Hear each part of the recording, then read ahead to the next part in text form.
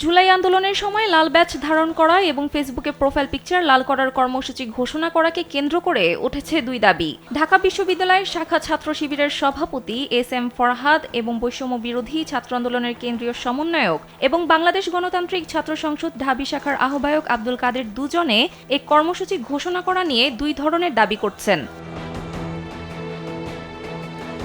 এ বিষয়ে ঢাকা বিশ্ববিদ্যালয়ের শাখা ছাত্র শিবিরের সভাপতি এস.এম. ফরহাদ সম্প্রতি খোলামেলা কথা বলেন। তিনি বলেন, রাষ্ট্র যখন গণহত্যার পরিবর্তে নাটকীয়ভাবে রাষ্ট্রীয় শোক ও কালো পতাকা উত্তোলনের ঘোষণা দেয়, তখন আবু সাদিক কায়েম তার কাছে পরামর্শ চান। তিনি তাকে বলেন, আমরা পাল্টা কর্মসূচি দেব।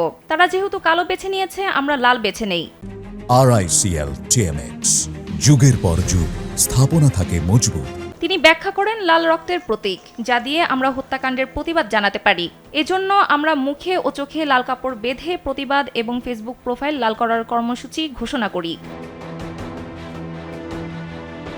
অন্যদিকে এ কর্মসূচির বিষয়ে বৈষম্য বিরোধী ছাত্র আন্দোলনের কেন্দ্রীয় সমন্বয়ক ও বাংলাদেশ গণতান্ত্রিক ছাত্র সংসদ ঢাবি শাখার আহ্বায়ক আব্দুল কাদের একটি ফেসবুক পোস্ট দেন।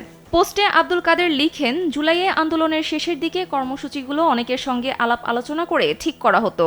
এক্ষেত্রে শিবিরের সাদেক কায়েম এবং ছাত্রদলের সভাপতি সম্পাদক রাকিব নাসিরের সঙ্গে আলোচনা করতাম।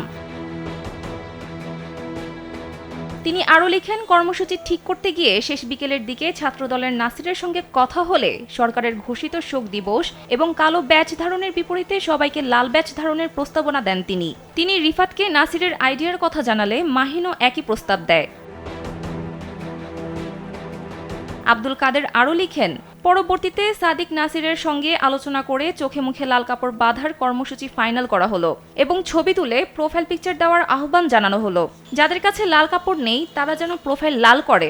ফেসবুক পোস্টের মাধ্যমে সেই সময়ের রিফাত রশিদ দেশবাসীর প্রতি এমন আহ্বান জানিয়েছিলেন বলে উল্লেখ করেন আব্দুল কাদের। সানজিদা ইসলাম, কালবেলা।